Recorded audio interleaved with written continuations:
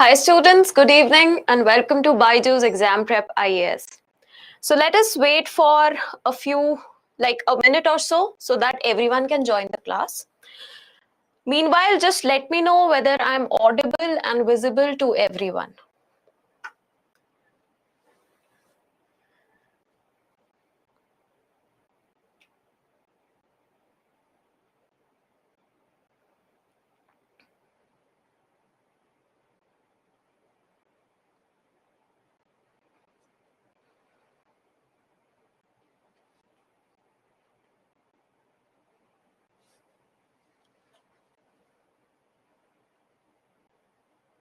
Just let me know in the chat if I'm visible and audible so that we can start the class.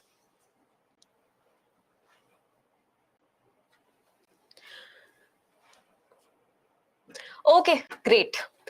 So we'll start with the webinar now, and this webinar, as you all know, is based on the GS paper 3, your ecology, environment, as well as science and technology part. Okay, so we'll start with this now. And before we start, before we delve into the topics that we have, decided for all of you, I'll just want you to remind all of you that you have your PTS exams that have started already since November 6th. I request all of you to appear for all of these exams. There are sectional exams, there are full-length tests as well. Apart from that, there are many CSAT tests as well.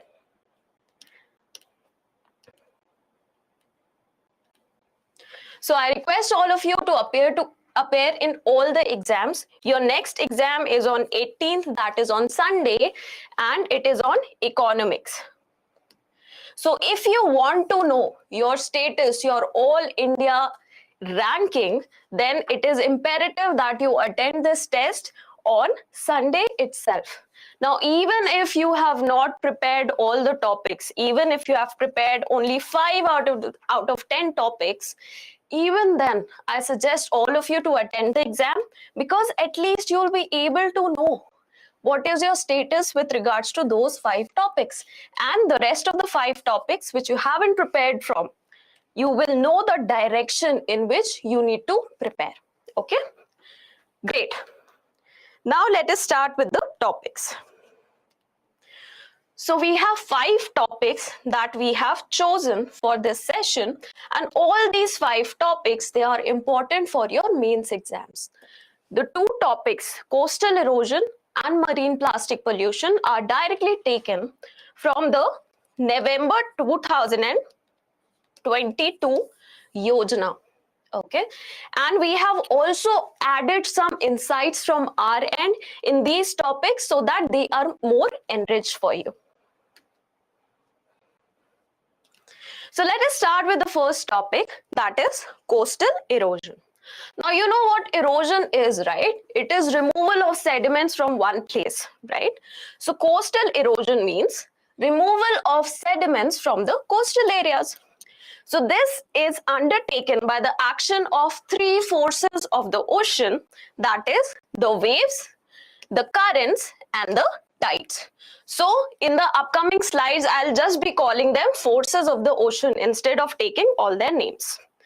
So this erosion and deposition, this is a continuous process that is ongoing by the action of these forces.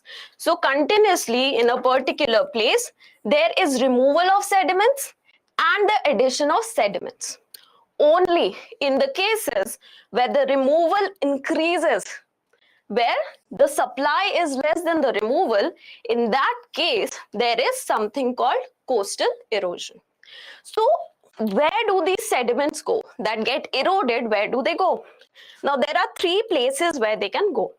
One, from one beach, they can go to and get deposited on other beach. For example, from a beach in Maharashtra, the sediments can get eroded and they can get deposited on a beach in Goa, right? So one is the beaches. The second place where they can go is the ocean bottom. And the third place where they can go is the oceanic trenches. So these are the three places where these sediments can go. Now, coastal erosion in India. Why is coastal erosion an important topic for us? Why are we made to study about that? Why has Yojana decided to publish that topic in the magazine? Why? Because according to a report by National Center for Coastal Research, which studied the data from 1990 till 2008, it said that 32% of the total coast of India has been experiencing some kind of erosion. That is the amount of sediments they are getting removed from that area. And 27% of the coast is experiencing some sort of expansion. That is, more and more sediments are getting deposited over there. In fact, according to this study, the director of National Center for Coastal Research, Mr. M.V. Ramana Murthy, he in fact said in one of the interviews given to BBC that if coastal erosion remains unchecked in India, then the whole shape of Indian peninsula will completely change. So you can see here, most of the coastal states, they have been mentioned over here, and you can see the amount of and the percentage of erosion that is taking place over there, and the amount of coast that they are gaining every year. Two states are not mentioned over here. One is Odisha and other is Andhra Pradesh. The reason for that is these are the only two coasts of India that did not experience any kind of erosion. They only experienced an expansion of their coast. In Odisha, 51% of the coast experienced an expansion, while in Andhra Pradesh, 48% experienced an expansion. Right? Now here you can see the worst affected areas, the worst affected states were, one is West Bengal. You can see 60.5% of the coast of West Bengal has experienced some sort of erosion, while only 25% experience some sort of gain. So you can clearly see amongst these numbers that states like West Bengal, like Pondicherry, they are experiencing a danger of change in the shape of their coasts. Now that we have understood the problem, that this is a grave problem, what are the causes? Now, there are two types of causes. Initially, the first slide we understood that this is a very natural process. At some places, some erosion occurs, then after some time on the same place, deposition also occurs. So it is a very natural process by the actions of the forces of the oceans, right? So there are multiple natural causes that cause erosion, right? So one is change in the amount of sediments that is supplied by the rivers. Now, rivers are the biggest source of supplying the sediments to the oceans from the land. They erode the land and they deposit these sediments in the oceans. And these sediments are then carried on about by the three forces of the ocean. Now, there can be some change in the amount of sediments that are sent by the rivers. Why? One, because of the season. During the monsoon season, the rivers, they will be able to carry more sediments from the ground. And second, change in the topography or the slope of the land. Now, with time, the slope of the land will change and the capacity of the river to carry the sediments, it will also change, right? The next is sea level rise, and associated with that is subsidence of land. Now, for example, this is land and this is the ocean, right? Up until now, the forces of the ocean were able to erode only this much portion. Now, the sea level rises, or the land subsides, now they are able to access more amount of land and they will erode this land. More amount of land is available for them to act upon. So definitely the amount of sediments that will be taken away will be larger. Next is there can be many natural storms, cyclones, and tidal surges that can also increase the amount of sediments that are getting eroded from that particular place. Now, what are the man-made causes? So natural causes, they usually maintain an equilibrium. It is only after human beings intervene that this equilibrium gets disturbed. So in what manner can human beings disturb this particular equilibrium? One is infrastructure development. Now we want to develop hotels, we want to develop various restaurants on the beach areas. And because of that, we are digging up the land, we are throwing away the sediments all over the place. And these sediments, they get loosened. And these loose sediments can be easily eroded by the forces of the ocean. So infrastructure development is one major reason for that. Second is dredging of harbors and navigational channels. Now, what is dredging? So what happens in the navigational channels or in the ports, the sediments get deposited. For example, the depth of the ocean was 100 meters.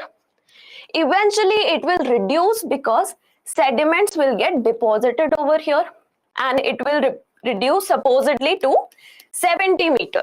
Right?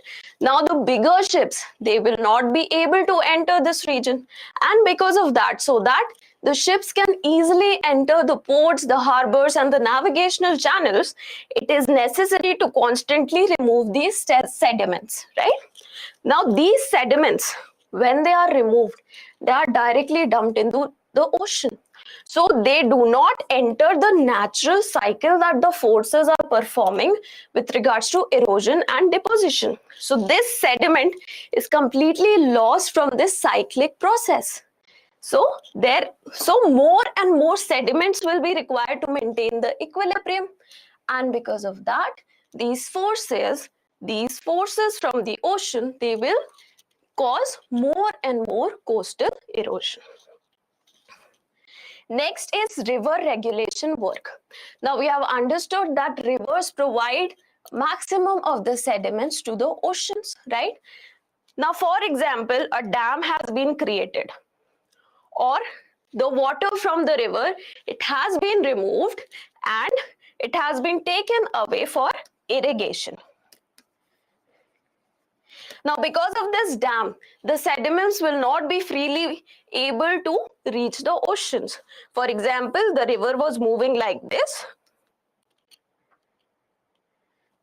For example, the river was moving like this. Now the dam has been created. So everything will get deposited behind the dam, right? So the sediments will not be able to reach the oceans.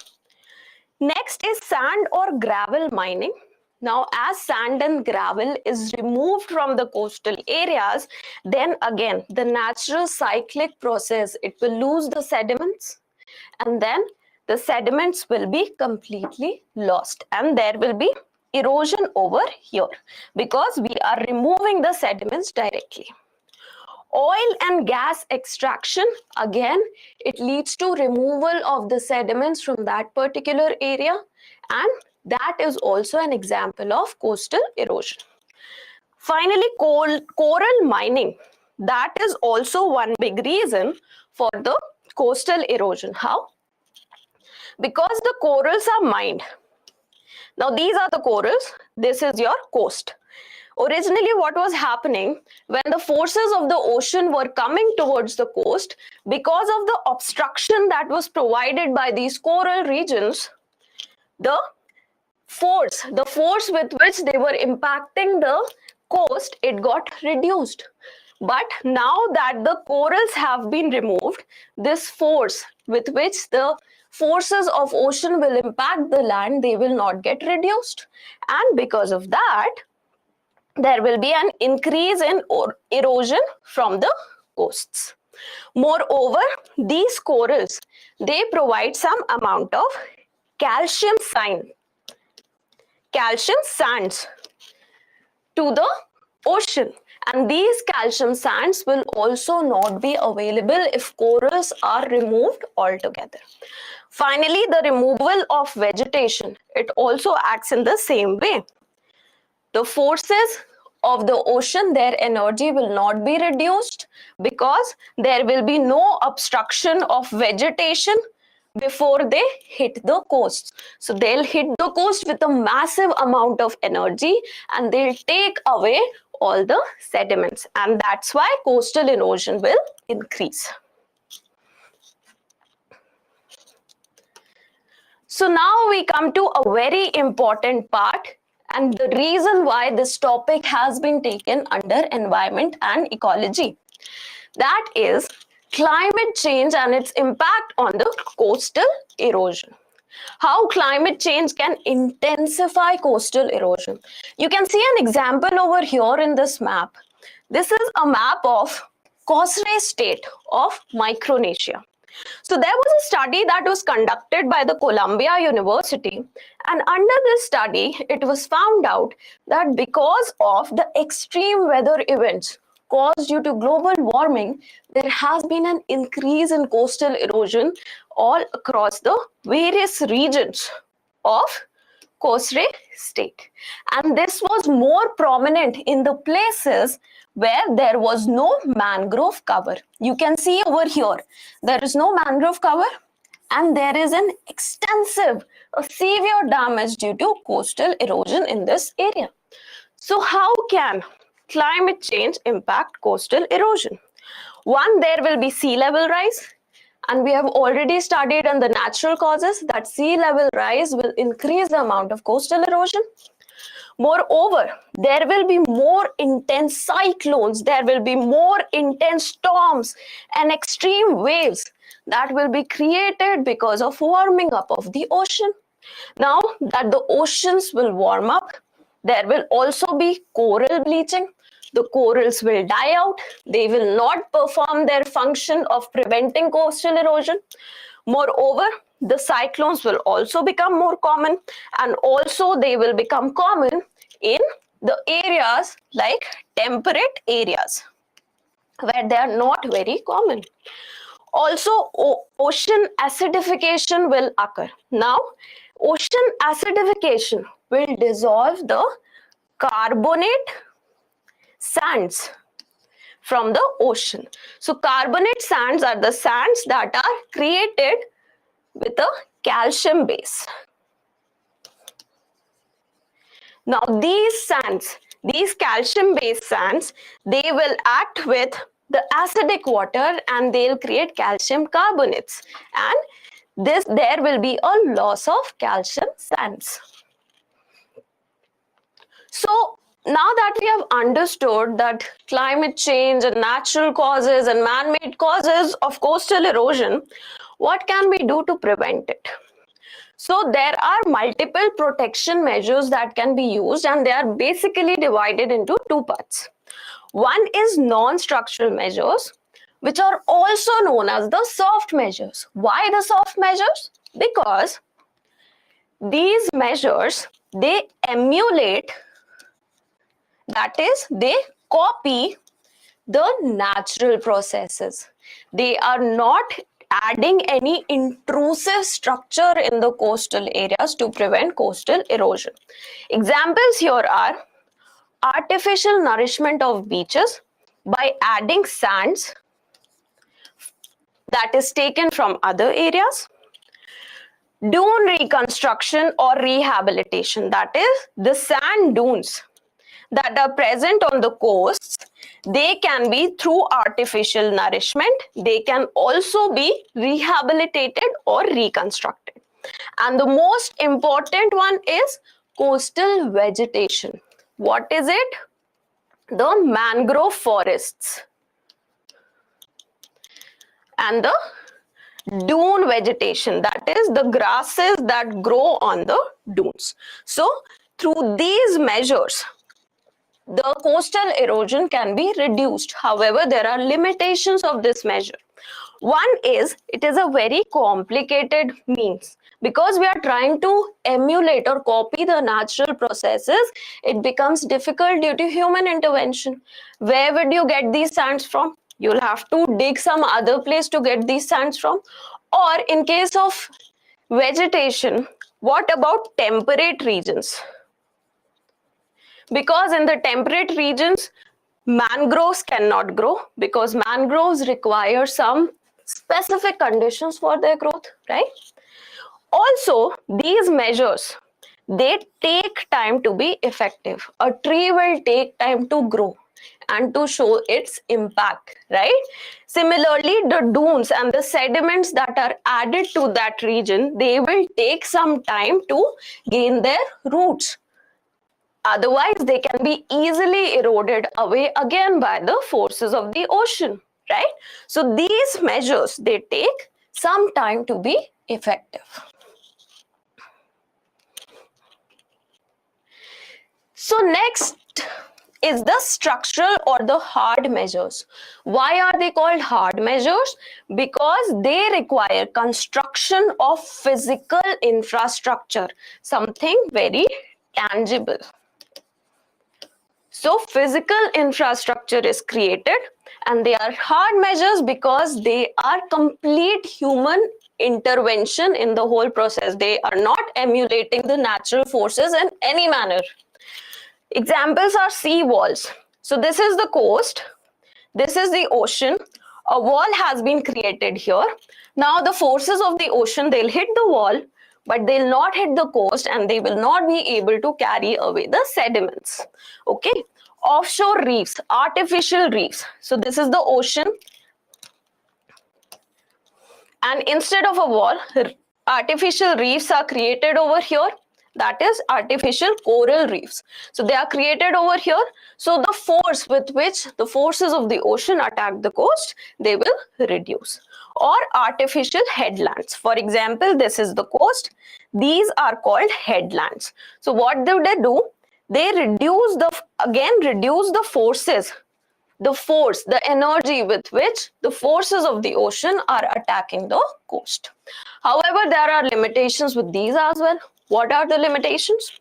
One, there can be erosion and accretion at various points that were not intended. We did not want that erosion and accretion should take place at these points, but these unintended collateral damage, it is associated with these hard measures. For example, these are the headlands that have been created. Now these are the currents that are moving parallel to the ocean. Now because of these headlands, now they will strike over here, and the sediments that they were carrying, they will get deposited over here. And now without sediments, they are going here. And because of this obstruction, they'll again go in this direction, and there will be an erosion in this location. So there is erosion and accretion at various points where we did not want it to occur. So accretion means addition of sediments. It is opposite of erosion. Accretion is opposite of erosion. They also affect the aesthetic value of the place. Aesthetic value, now these headlands are created or a wall is created, and when any person comes to the beach to enjoy the beach, they are not able to see the ocean. So the aesthetic value of the place also gets impacted, which further impacts the economic potential associated with them. So what to do? Both the soft measures and the hard measures, they have their own limitations. So what is the solution? So the solution is use of combined measures. Both have limitations, but we'll have to work around those limitations in such a mean that both are used in a combined manner. For example, For example, rejuvenation of a beach, that is addition of sediments on a beach plus construction of a seawall. So what will happen? That meanwhile, in the short duration, in the short term, the seawall will protect the coast from any kind of erosion. And in the meantime, these sediments that are added to the coast, they will gain roots. Okay, so that they are not easily eroded away by the forces of the ocean, right? So once they have gained root, once they are solidified in that particular location, this seawall can be removed. So this is the way in which we have to go around the limitations associated with these measures and use them in a combined manner. So this is all about coastal erosion. So let me know if we can move ahead to the mains question related to this topic.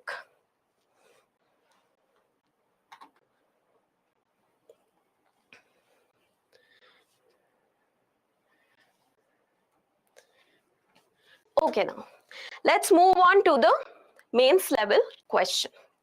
So the mains practice question is of 15 marks, 250 words. So the question goes, coastal erosion is a natural process. However, anthropogenic activities, they disturb the sediment equilibrium of the coast. That is, the human activities are affecting the sediment equilibrium of the coastal region. This equilibrium between erosion and deposition. Elaborate and list down the measures that can be undertaken to address the issue of coastal erosion. Now, I'll give all of you 30 seconds because that is all the time you'll get during your mains exam to just try to construct a framework for this particular question.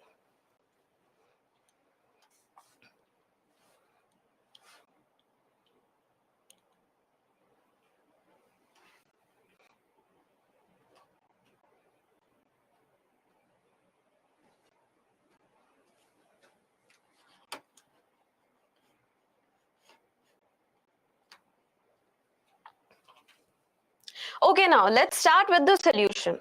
So in the introduction, we expect you to just define the term. What is coastal erosion and how coastal erosion usually occurs in equilibrium with deposition due to the natural forces, but due to man-made activities, due to anthropogenic activities, this situation is getting out of control.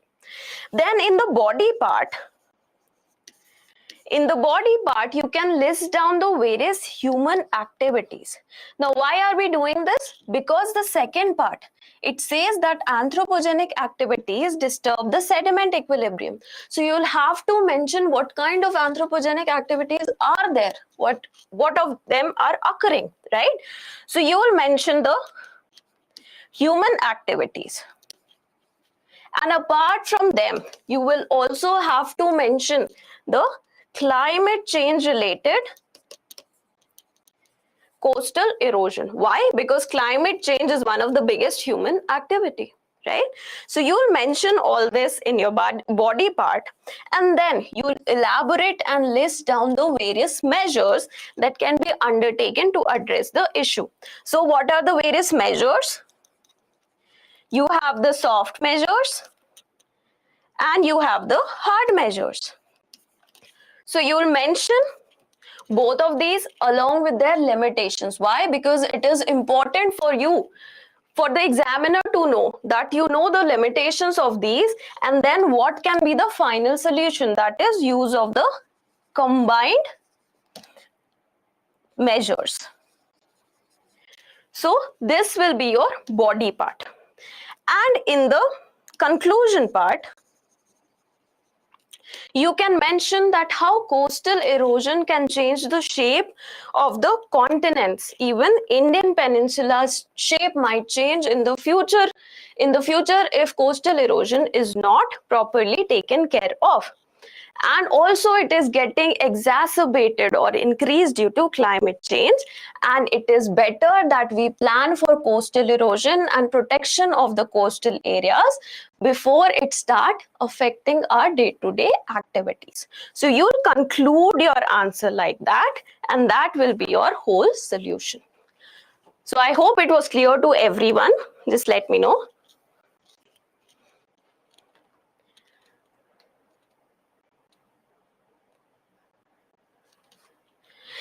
You can add any rough diagram, like for soft measures you can draw a diagram of various mangroves. For hard measures you can draw a sea wall. That will definitely enrich your answer.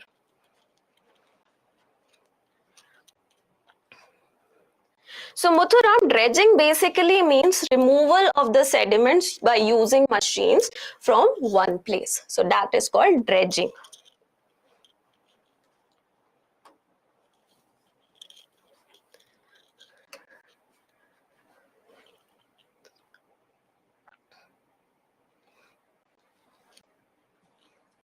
Okay, then let us move on to the next topic, that is marine plastic pollution. Now this topic again featured in the November 22 edition of Yojana. It was talking about a specific research done in the year 2022 in India regarding marine plastic pollution, taking into account a case study of the state of Tamil Nadu, specifically Chennai. So what does this study tell about? And we have also added some content from our end apart from the content that was provided in the magazine. So look at it with utmost attention. So what is the background? Why was this article published in Yojana? Because according to a 2022 study that was held in India, the plastic waste production of our country in the past 5 years, that is since 2017, it has increased by 39.7%. That is almost a 40% increase in the amount of plastic waste that we are producing. Of this, only 15% is recycled. Only 15%. That is a very minuscule amount. Rest 85%, it is not at all recycled. And moreover, according to this study, through the rivers of India, the various rivers of India, every year we are adding 0.6 million tons of plastic waste in the ocean. So that is a very huge amount of plastic pollution that we are creating in the oceans. So what does the global report say about it? Now this part was not there in the Yojana magazine, so please pay attention. According to an IUCN report, annually the world is adding 14 million tons of plastic waste in the oceans. So oceans act as our best sink. We dump everything into the oceans, right? So we are also dumping plastic waste, 14 million tons every year. In fact, this plastic waste, it forms 80% of the total marine debris. That is, the total waste present in the oceans, of that, 80% is plastic waste. Another very good example to prove this is the Great Pacific Garbage Patch. Now, this patch is over here, the western coast of USA.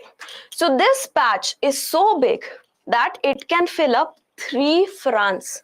The area is as much as 3 times the area of the country of France. And the important fact here is that this is just 3% of the total plastic pollution of the oceans. In fact, there is something called a Point Nemo. Now, this Point Nemo is a point in the Pacific Ocean that is farthermost away. That is the farthermost point from any kind of land. So, even in Point Nemo, plastic pollution and plastic pollutants have been found. So, that makes the problem very grave.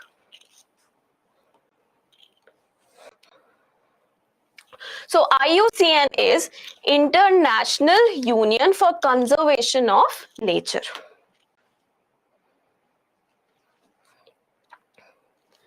So now that we have understood the gravity of problem, let us try to understand what are the sources of this pollution. Now the sources can either be land-based or the plastic pollution can come from the oceans. From the land-based, it is basically the rivers or the surface runoff. That is, if there is a lot of rain and a lot of water is running from the surface, it enters the ocean, and along with that it carries away all the waste that was present on the land. So rivers, surface runoff plus the coastal waste. That is the waste that we dump in the coastal regions. So that forms the source of plastic pollution from the land. In fact, of the total plastic pollution that is there in the oceans, 67% of it comes from the river route. So we have already studied that in just India itself is adding 0.6 million tons of this plastic waste every year into the ocean, right? Then we have the ocean-based source. These can be the shipping industry, the fishing industry, or the recreational industry, that is the tourism industry. So they can dump their wastes into the oceans, and they can be the ocean-based sources of pollution.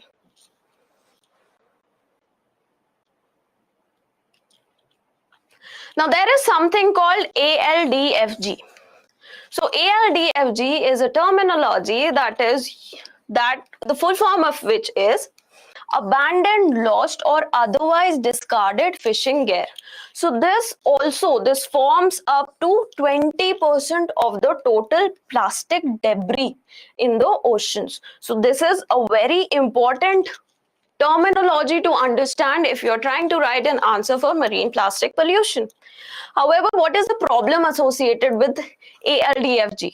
It is that there is a lack of data on it. We do not know what is the amount of pollution due to this fishing gear that exists in the ocean. We have no idea about it, and because we do not have any data on it, we cannot form any policies regarding it, right? In fact, according to a study, every year 640,000 tons of just ghost gear is deposited in the ocean. Now, because we lack any proper data, this amount can be way more than just 640,000 tons annually. So now we also need to focus upon something called the microplastics. Now, you must have heard of microplastics. Now, to understand microplastics, I'll want you to pay attention here. One is macroplastics, then we have mesoplastics, and finally we have microplastics, right? The macroplastics are those whose size is greater than 200 millimeter. Mesoplastics, they are 5 millimeter to 200 millimeter, and the microplastics are less than 5 millimeter. Right? So this is the classification of the various types of plastics. So microplastics are smaller than 5 mm. And the biggest point regarding microplastics is that they are always spread due to anthropogenic activities. It is only the human activities that can spread microplastics in the oceans or in the environment in general. In fact, the gravity of the problem related to microplastics is so huge that they have also been found in human blood as well as human placenta. There was a study by many Dutch scientists who took blood samples from healthy human beings, and they found that microplastics were there in their blood samples as well. So now that we have understood the type of plastics and what are their sources, what are the various problems related to marine plastic pollution? Why is it such an important thing? So fishing gear is basically the equipments that are used for conducting fishing activities, for catching the fish, like the fishing nets,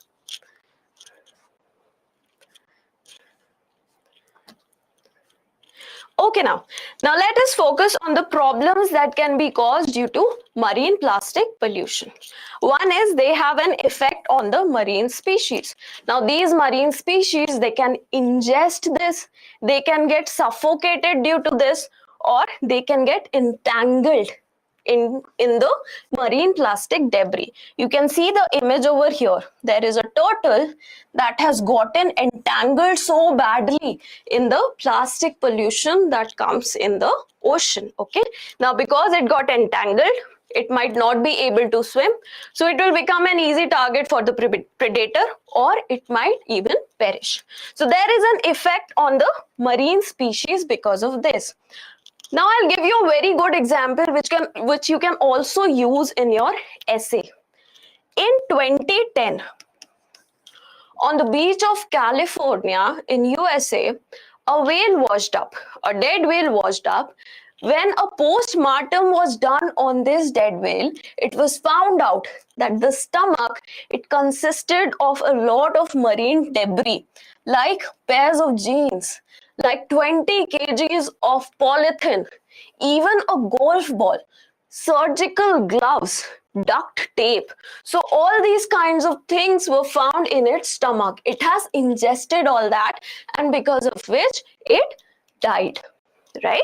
So there is a great impact on the marine species because of plastic pollution. There is also an impact on human health and the food security. Now, according to a study that was conducted in 2008 in the Pacific Ocean, 672 samples of fish were caught, and it was found out that out of them, 35% had ingested some or the other type of plastic.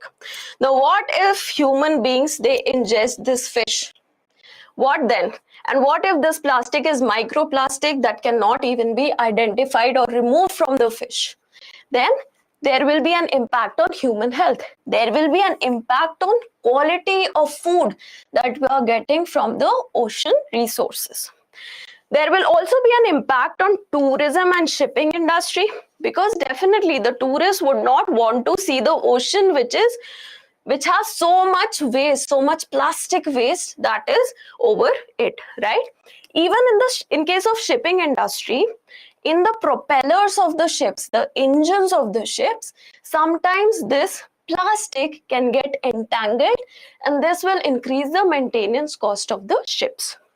Moreover, the plastic pollution can cause global warming. Why and how?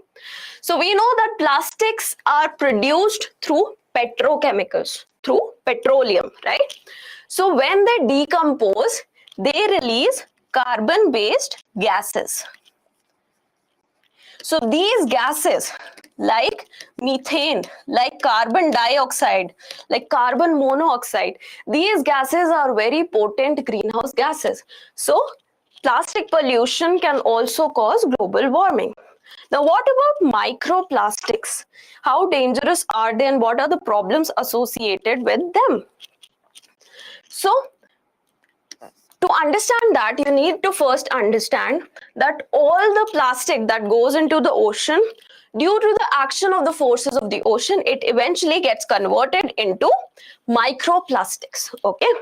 Now, these microplastics, because they are very tiny, it is very difficult to track them and study them, and they can easily enter the food chain.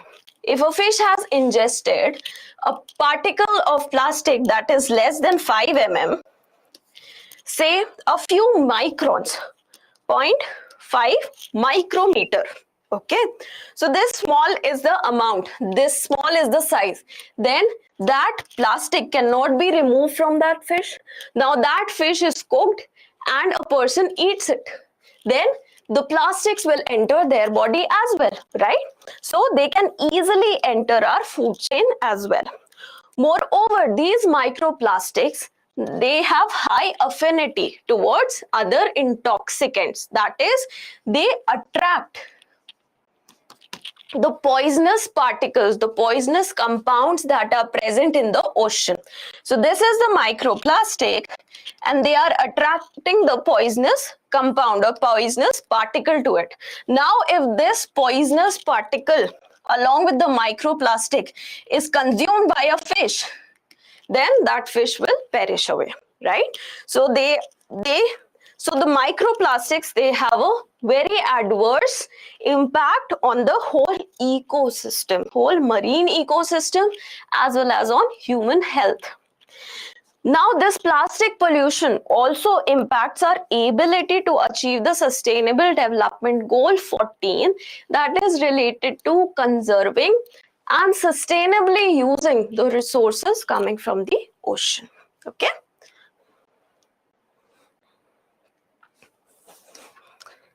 Now, what is India's role in marine plastic pollution? So according to a report by Central Pollution Control Board that was published in 2019 and 20, annually India produces 34.7 lakh tons of plastic, out of which only 50% gets recycled. Now, do not get confused. Earlier we talked about 15%, here we are talking about 50%. What's the point? 15% was the total plastic waste. And this is the total plastic that is produced. So out of the total produced plastic, 50% gets recycled. But there are many multi-layer plastics. That is, they have multiple layers in them. Like you have your Tetra packs, your juice boxes, right? Or your milk boxes. Now these Tetra packs, they are also multi-layer plastics. Your shampoo bottles, they are also multi-layer plastics, and they cannot be recycled through traditional means. Why? Because all these layers, they have different chemical composition and they cannot be separated from each other. So instead of getting recycled, they get incinerated, or they get burnt, and they produce air pollution. So that is the problem associated with multi-layer plastics. Now, what is India's role with regards to marine plastic pollution? Now, the previous slide talked about plastic pollution in general. What about marine plastic pollution? So India is the second biggest plastic waste producer in the world. However, we are the biggest releaser of plastics in the ocean. Annually, we are releasing almost 126.5 million kgs of plastic waste in the oceans. Compare this to something like just a single river system, the Ganga Brahmaputra river system. This single river system is adding 105,000 tons of plastic waste into Bay of Bengal annually. So you can imagine, if just one river system is adding so much, how much we are adding into the ocean altogether. For this, there is this case study. We'll go to that. First, we'll study about the various studies that have been undertaken in India regarding plastic pollution. First is the COMAPS program by NCCR. What is COMAPS? It is the Coastal Ocean Monitoring and Prediction System of the National Center for Coastal Research. So according to this study, which studied the 3-decade data, the marine debris or the waste in the oceans, it gets accumulated along the Great Nicobar coast. We have Andaman and Nicobar Island. Of that, the Great Nicobar Island, on its coast, there is a maximum deposition of all kinds of waste. Why? Because the surface ocean currents, they move in such a manner that they carry all the waste over that direction. There was another survey, Marine Plastic Survey Program, again by the National Center for Coastal Research, which studied the distribution of microplastics both in Bay of Bengal as well as in Arabian Sea. And it identified that in all the samples taken up to the depth of 100 meters, both in Arabian Sea and the Bay of Bengal, it was found out that microplastics are present over there in all the samples that were taken.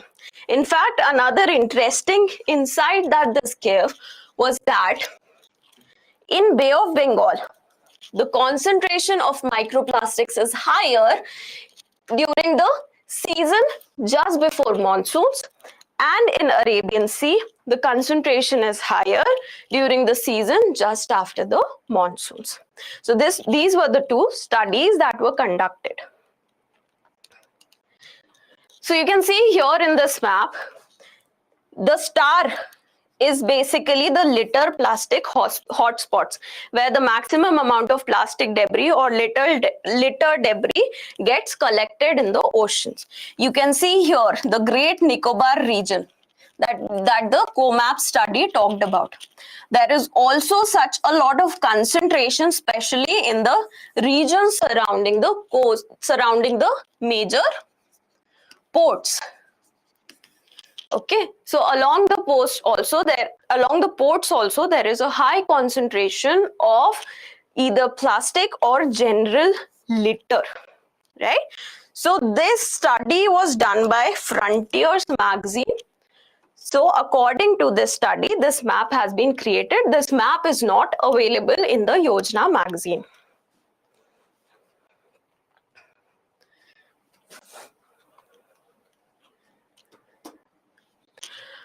Then what about this case study? So this case study was mentioned in Yojana magazine, and this is about the state of Tamil Nadu. So what did it say? Even after Tamil Nadu has banned the use of thin plastics, there has been an increase, a continuous increase in the plastic pollution from Tamil Nadu. Taking the case of Chennai, Chennai alone disposes 57,000 tons of plastic in the oceans annually, that is every year. And over the past 5 years, there has been an increase of 71.67%. That is since 2017 till 2022. There was such a tremendous increase in the amount of plastic pollution that is being added from Chennai itself. The major sources are the Adyar and the Coombe rivers that flow through Chennai. Adyar River is responsible for 81% of this plastic pollution, while Coombe River is responsible for 19% of this pollution. So what are the main wastes that enter the Bay of Bengal from here? They are the single-use plastics. And mainly since 2019, 2020, we have been fighting COVID, right? So according to the 2022 study, the main wastes were COVID protection kits, COVID mask, and also the packaging material. Because all of us were sitting at houses, we were ordering items from various e-commerce portals, from various food companies, right? So packaging material was also one of the biggest polluter from Chennai. With regards to microplastics, this study said that Adyar River alone was adding 11.6 trillion particles of microplastics in Bay of Bengal every year in the past 5 years. So all this has been impacting the Gulf of Mannar Biosphere Reserve. So this is what the case study that was present in the Yojana magazine told about. So what are the various measures to tackle plastic pollution? So at an international level, there are two conventions that are associated with marine pollution. Both are under the aegis of International Maritime Organization. So what are these two protocols? One is MARPOL, that is marine pollution. The full form is completely different from this. It is the International Convention for Prevention of Pollution from Ships, so that the shipping industry does not dump its waste materials into the oceans.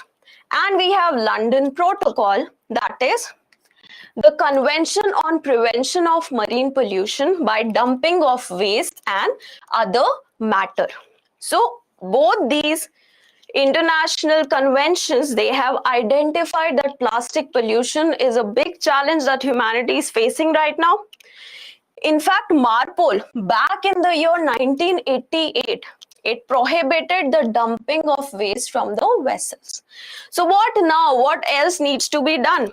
So in March 2022, the United Nations Environmental Assembly, that is the highest decision-making body of United Nations Environment Program, it accepted a proposal, a resolution titled End Plastic Pollution towards an international legally binding instrument. So they want to, all the parties, they want to develop a legally binding instrument, a legally binding treaty to stop plastic pollution. So this will be legally binding, meaning that any state that violates this treaty, they will have to pay fines. So the world has started working towards this, and in the near future, we'll find that just like Montreal Protocol or Kyoto Protocol, we'll have a protocol or a instrument or a treaty with regards to plastic pollution as well. So what has been the role played by India in this regard? So we have already released the plastic waste management rules back in the year 2016 itself. Now these rules, they were also amended in 2022 in the month of February, where the provision regarding EPR, extended producer responsibility, were made stricter.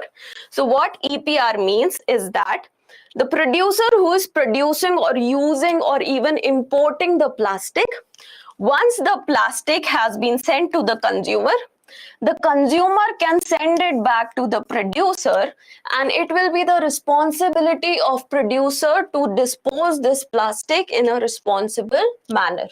So according to the new rules, if the producers are not undertaking the EPR responsibilities, then they can be fined. They'll have to pay a environmental cleanliness fee, so that whatever waste they have created, it can be cleaned up.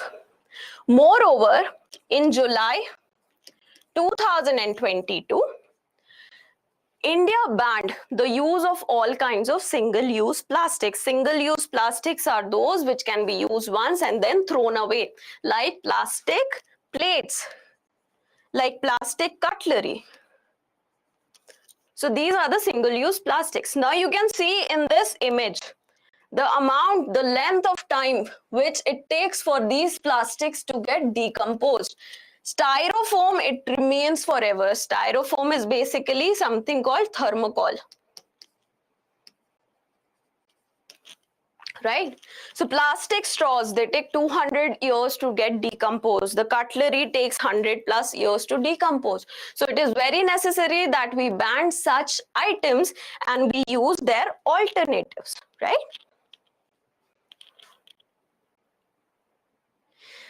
So the full form of IMO is International Maritime Organization.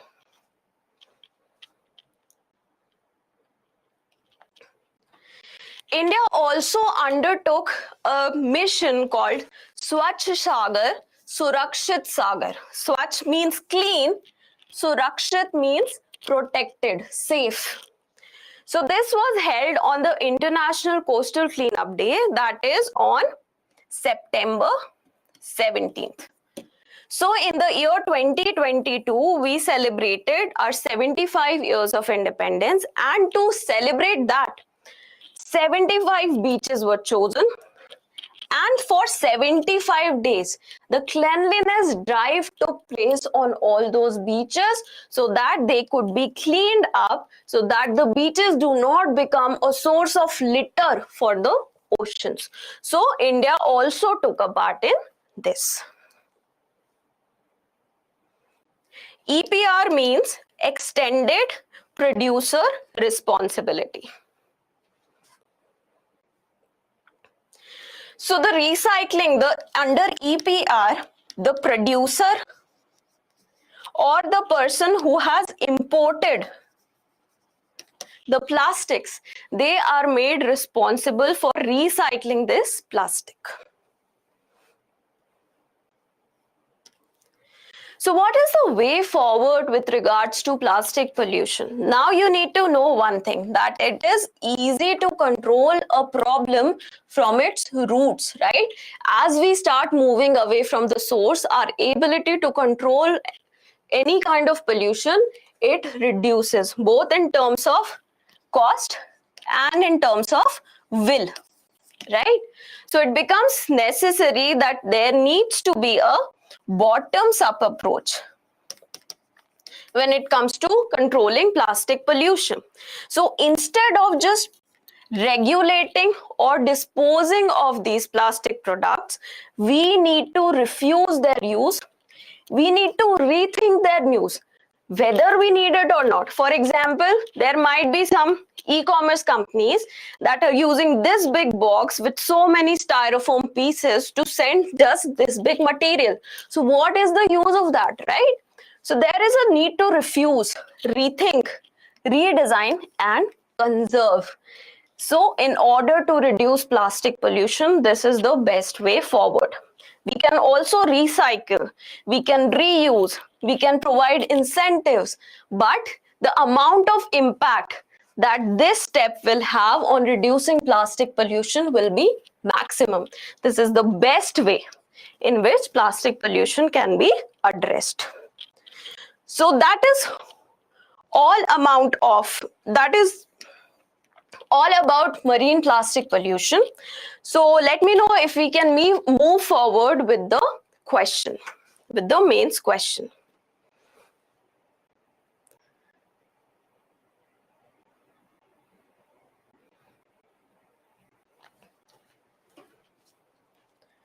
Okay, now we are moving forward with the mains question, and the question says, research has shown that plastic has now been found even in the bodies of healthy human beings.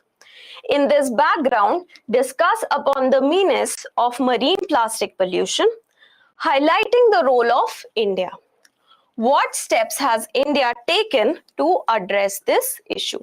Again, I am giving you 30 seconds to try to create a framework for this particular question.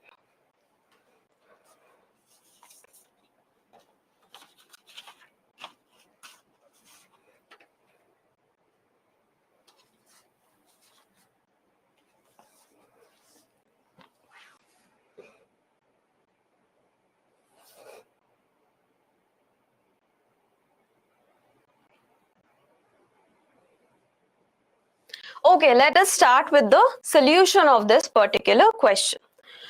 So in the introduction, you can reiterate this point that yes, plastic pollution is one of the biggest waste management challenges that is being faced by the humans right now.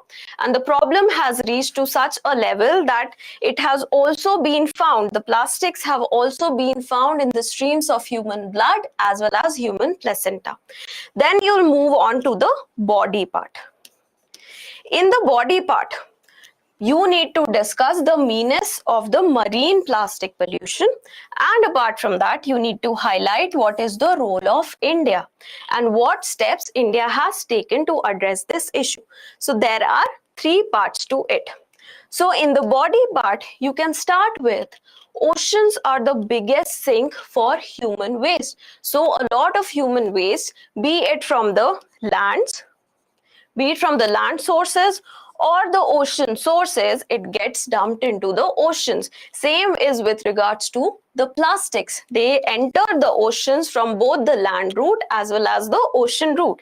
Then you can give some examples of the sources from land and the sources from the oceans. Here you can add rivers, coastal wastes, and here you can add the shipping industry, right? Then you'll need to highlight the role of India. Underneath that, you need to tell about how much plastic pollution we are adding every year and what is our rank. You can also give the example of the Ganga Brahmaputra river system and how much waste is that adding to the ocean. So what steps has India taken? So under steps, you can mention the plastic waste management rules of 2016, the amendment to the rules in 2022, and also apart from that, you can mention we have banned the use of single-use plastics. Apart from that, what about India's international commitments? Now you need to know that India is not a part of London Protocol. However, we are a part of MARPOL, and we are also committed under MARPOL to not create pollution in the oceans through our shipping industry. Moreover, we are also a big part of United Nations Environment Program, and we are taking part in development of a binding treaty towards stopping of marine plastic pollution. So in the conclusion, you can mention that marine plastic pollution is not just endangering the lives of the marine species, but now also the human beings. And it is necessary to identify the sources and to identify how can that be stopped. And you can also mention that India has already taken a lot of steps, and we need to ensure that the policies and the programs that India has, they need to be enforced in a proper manner so that our role as the topmost marine plastic polluter can be reduced. So you can end your answer with this kind of a conclusion. So that is all about this second topic. We'll move on now to the third topic.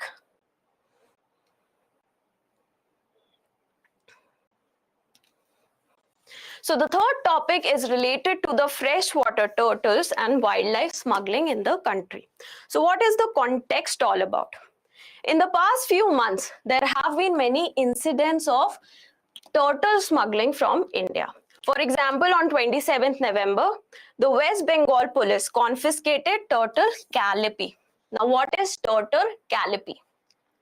So callipee is basically a gel-like layer that is found in the shell, beneath the shell of the turtles. So this is a delicacy.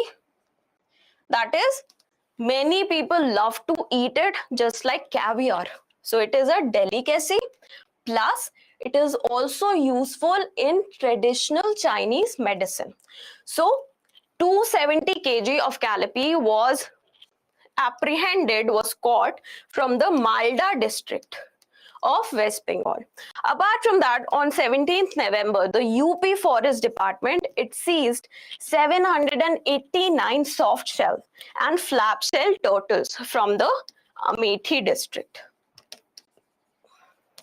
Moreover, in January 2022, the Border Security Force, it also busted a smuggling racket that was carrying 143 live turtles to Bangladesh. So these are just a few smuggling incidents that are taking place in the country.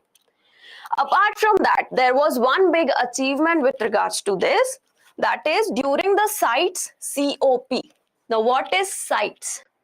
CITES is the Convention on International Trade in Endangered Species of Wild Flora and Fauna, not the domesticated, only the wild flora and fauna. So the highest decision-making body of CITES, that is the CITES Conference of Party, it accepted to add 2 freshwater turtle species of India into the Appendix 1. So what are these 2 freshwater species? One is the red-crowned roofed turtle, and the second one is Leith's soft shell turtle. So I'll come to the difference between turtle and tortoise in the upcoming slides. Don't worry about that. So what exactly is CITES?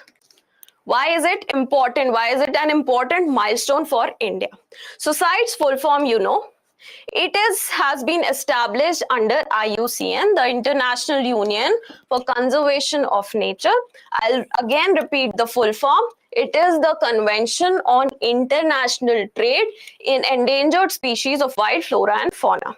So this resolution was adopted in the year 1975, and up until the year 2022, when COP19 was held in Panama, there are 184 members of this particular convention. So it has 3 appendices related to it. So what do they say? According to the Appendix 1, it has a list of those species which are threatened with extinction. And the trade, any kind of trade in those species is permitted only in exceptional circumstances. Okay, so it is very difficult to conduct any kind of trade in those species which are listed in Appendix 1. In the Appendix 2, there are a few species that are not necessarily threatened with extinction, but if the trade related to those species is not properly regulated, then they will become extinct in the upcoming years. And Appendix 3, it includes those species that are protected in at least one member country, and this member country has asked the help of the other CITES parties, that is the other countries that are the members of CITES, for assistance in controlling their trade. For example, species A particular animal, it is protected in India. However, it might not be protected in any other part of the world. But since it is protected in India, it can be included in Appendix A, and India can request the other parties to manage the trade within their countries and across the various countries so that the well-being of this species is maintained. Okay, so the latest COP, that is the 19th Conference of Party of CITES, it took place in the Republic of Panama. So the 2 freshwater turtles, I'll repeat again. One is red crowned roofed turtle, and the second one is Leith's freshwater turtle. COP is Conference of Parties. It is the highest decision-making body of CITES. So in India, there are 29 species of freshwater tortoises and turtles. We have 5 tortoises and 24 turtles. Now, what is the difference between tortoise and turtles? Turtles, they are aquatic creatures, and mostly they live in the aquatic regions, in the water. Whereas tortoise are primarily terrestrial. That is, they mostly live on the lands. So how to identify? Toys sounds like toes. So toes are used to walk. We walk on the land, right? So tortoise are terrestrial and turtles are aquatic. So according to various data, more than 50% of the total turtle species in India, they are in the threatened category. Their existence is threatened. And 11 of these species, they are protected under the Schedule 1 of Wildlife Protection Act. So Schedule 1, it provides the highest level of protection to any animal that has been added to it. So in case there is any smuggling, poaching or killing of that animal, there will be the highest level of punishment that will be given to the perpetrator. Now, according to a study by Traffic India, what is Traffic? It is an NGO.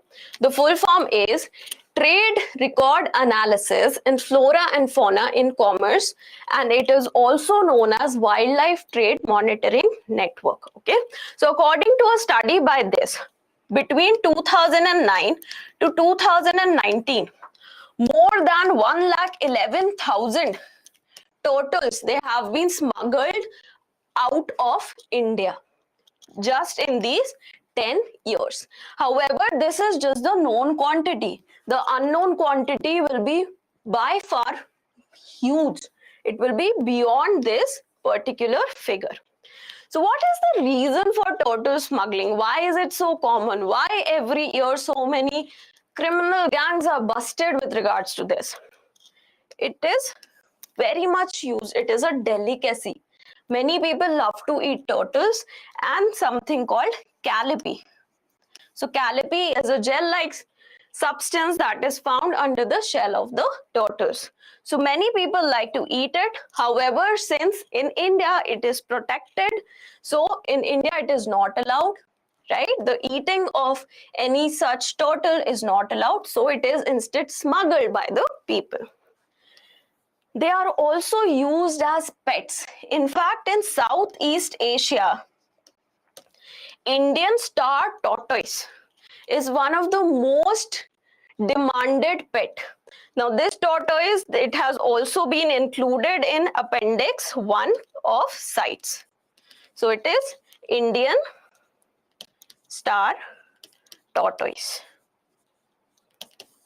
Apart from that, there are many medical uses associated with the tortoise and the turtles, and that is why they are smuggled from India to other place, or they are smuggled within India because of traditional medicine.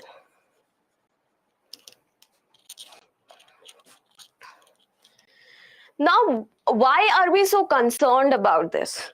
So, specific to turtles, there is a decline in population of the turtles. Just taking example of the red-crowned turtle, 40 years ago, this was found in all the tributaries all across the Ganga system. However, right now, it is only found in one of the tributaries of the Ganga system, that is the Chambal River. So there is a decline, substantial decline in the population of the turtles because of illegal smuggling related to them. However, in general, what are the problems associated with wildlife smuggling? One, India has a porous border. India has a porous border with states like Nepal, Bangladesh, even Myanmar. So what happens? India, since it is a mega diverse country, a lot of smuggling takes place. The people, they smuggle the animals out of India to these countries and from here to other parts of the world. Also, there is an amount of lack of awareness amongst the locals. There are many superstitions associated with animals, and because of that, many animals are captured through the smugglers and they are sold away to the locals so that they can conduct some traditional medicine experiments or some other rituals with these animals. Moreover, there is an improper implementation of the laws. The amount of punishment that the people get or due to wildlife smuggling is very less. The risk is very less compared to the return that they'll get when they have smuggled the animal out of the country. Also, there is a growing concern that social media like Facebook, like Instagram, like Twitter, they are also being used as a marketplace. That is, the animals, they are listed over there, that we have these many varieties of turtles, these many varieties of lion skin, and so on. And people can easily go to these particular pages or these particular closed communities and they can order from there itself. There is also something called dark net, where again wildlife smuggling, it takes place in a very rampant fashion. There is also an increase in the use of aerial smuggling when it comes to wildlife, that is through the air route. So what happens? Many times, instead of carrying the animals, the smugglers, they kill the animals, they take away the parts that are useful and they smuggle them away through the air route because they are not that easily detected by the authorities, right? If there is a live turtle compared to if there is some kgs of callipee, then the live turtle is more easy to identify. And because of that, the animals are killed. They cannot even be rescued by the authorities. Apart from that, the biggest factor, the biggest reason for concern with regards to smuggling is that the wildlife smuggling is the fourth biggest transnational organized crime. And who has said that? Interpol. So Interpol has said, also WWF, World Wildlife Fund, has reiterated that point, that wildlife smuggling is the fourth biggest transnational organized crime.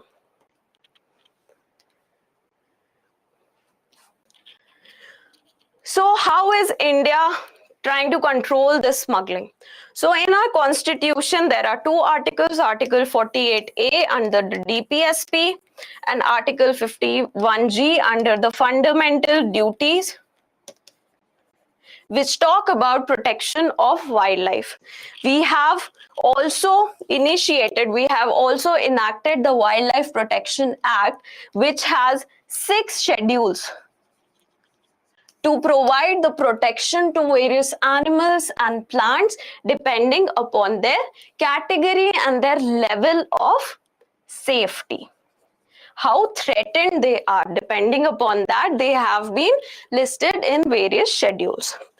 Under this Wildlife Protection Act itself, there is something called WCCB, Wildlife Crime Control Bureau.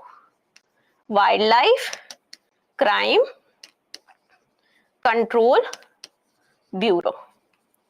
So what does it do? It is an investigative and enforcing body under the Wildlife Protection Act to deal with all kinds of wildlife smuggling related activities. So this agency, it also has a cyber cell to address all social media marketplaces and darknet marketplaces with regards to wildlife smuggling. It also has begun using various techniques like DNA profiling, use of bioinformatics in order to track down as to which regions are the hotspots of wildlife smuggling. That is, most of the animals that are being smuggled out of the country or smuggled within the country, where are they originating from? Okay. Also, WCCB ensures that all the seized wildlife products, they are destroyed completely in order to send out a message to the poachers of the world. There is also something called deterring and disrupting wildlife trafficking in the air transport sector in India program. So what does this program do? This program has designed various capacity building and training programs for the people, for the authorities on airports, so that they can identify the various wildlife smuggling rackets, the various wildlife products that come on the airports, and they can control the wildlife smuggling that happens through the aerial route. Apart from that, the various security forces, especially the forces which remain at the border regions like BSF, like ITBP, like Sahastra Seema Bal, they are also trained regularly by the government and also through the activities of the civil societies, so that they can curb any kind of wildlife smuggling. Moreover, we have agreements with neighboring countries, like agreement with regards to tigers with China and a MOU with Nepal to establish a joint task force to manage any kind of wildlife smuggling from the border.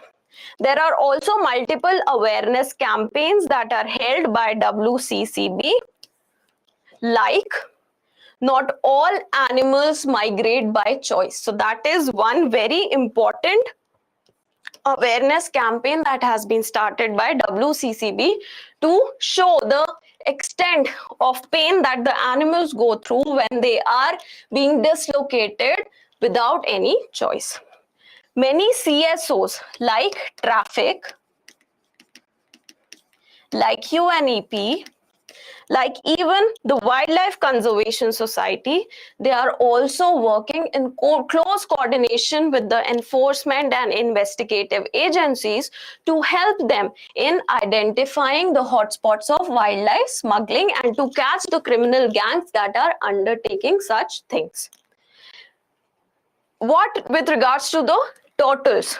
Specific to turtles, there have been many operations that the Wildlife Crime Control Bureau, MOU is basically Memorandum of Understanding. So, Wildlife Crime Control Bureau has had various operations that are put into place in order to curb, in order to catch the perpetrators of turtle smuggling in the country. Like there is Operation Save Kurma, that took place between December 2016 to January 2017. Operation Turtle Shield, December 2019 to 2020 January. Turtle Shield 2, December 2020 to Feb 2021. So these various operations, it led to saving many numbers of live turtles. For example, under Save Kurma, almost 15,912 live turtles were rescued and 55 people were arrested. Under Turtle Shield 1 and Turtle Shield 2, 16,372 live as well as dead turtles were identified, were caught. 45 kg of callipee was caught and 104 people were arrested. 104 suspects were arrested. So because of these two programs, Turtle Shield 1 and Turtle Shield 2, CITES appreciated India's efforts to control turtle smuggling. Also, various organizations, they are collaborating with the enforcement agency, with WCCB, in order to rehabilitate the rescued turtles. One of those is, the very famous one is Turtle Survival Alliance. What about the international efforts in general with regards to wildlife smuggling? We have already studied about CITES, how CITES is controlling the free trade of any wild flora and fauna. Apart from that, the Interpol, it has organized various operations and collaborations with various countries to reduce the amount of wildlife smuggling that takes place. We have Operation Thunderbird. It is a multi-species, that is, it was not defined for any one particular species, multi-species and multinational effort by Interpol to curb wildlife smuggling. There was also Operation Predator, specifically focused on the wild cats. That is tiger, lion, cheetah, leopard. There was Operation Wisdom for elephants and for rhinoceros. There was also Operation Pause. What is the full form of Pause? It was protection of Asian wild species. This was particular to the Asian region. So Interpol is also working in collaboration with all the countries to address the issue of wildlife smuggling. Apart from that, we have something called CMS, that is Convention on Migratory Species, that is also known as Bonn Convention. Now this convention, it protects the migratory species throughout their range of migration. For example, a bird is coming from Russia to India, traversing from Central Asian countries, from Afghanistan, from even if example China, then throughout this route the countries are a signatory to Bonn Convention, then they will have to ensure that this particular species does not get damaged. The whole species does not get damaged by any of the country throughout its route.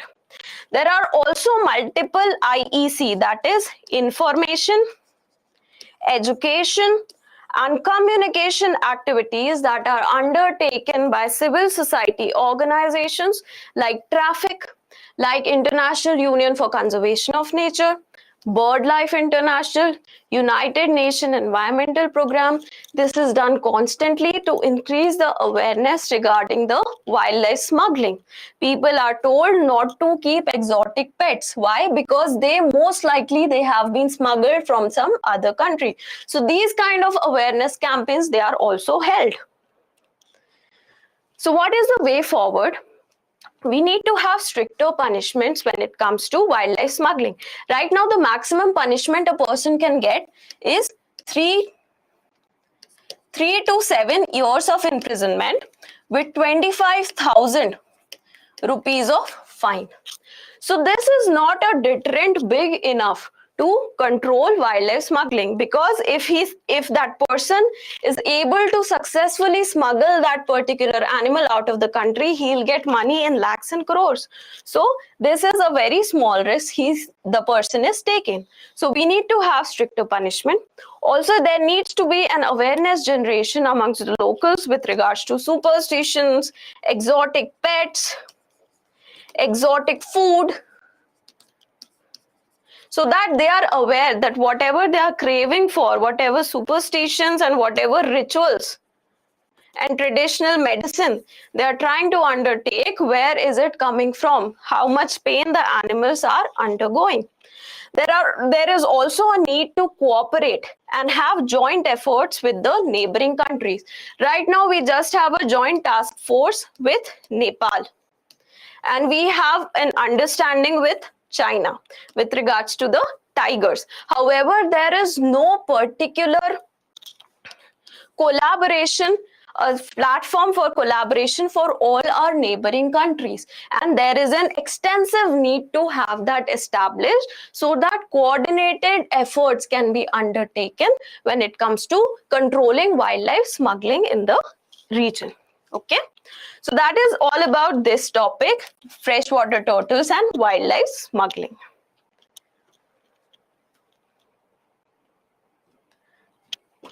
Okay, so now let us move on to the question, the mains question. So the mains practice question says, India has shown a rising interest in its efforts to curb wildlife smuggling. What are the concerns associated with wildlife smuggling? Discuss the steps taken by Indian agencies to control this menace. So this is for 10 marks, 150 words, giving you 30 seconds. Try to frame a basic structure for the answer.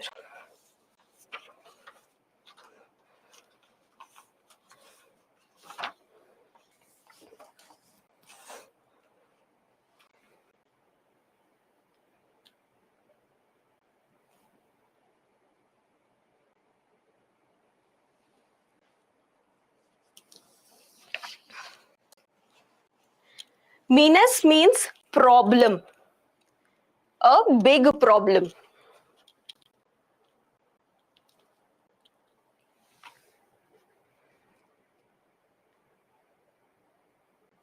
Okay, now let us start with the answer. You can start with your introduction. Here you can mention that India is one of the top 10 destinations for the wildlife smugglers because of its high variety of biodiversity and its porous borders. And that is why it becomes very important for India to identify the problem and curb the problem of wildlife smuggling. So then in the body part, you will be addressing the questions that have been asked over here. What are the concerns associated with wildlife smuggling? And what are the steps that Indian agencies have taken? So under it, first of all, we'll talk about the concerns.